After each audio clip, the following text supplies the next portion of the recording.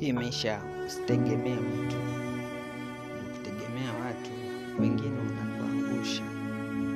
Kuna kitu moja nimetambua kwenye maisha, mtu wa kwako ni mamako, watu wa kwenu, wala watu wengine wanafanya tu kuchekeza, kukuleza, wanakuchekesha na kumbe ni adui yako.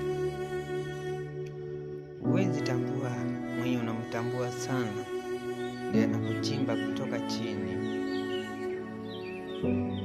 Kwa hivyo ukiangalia marafiki wengine, angalia venye mtaka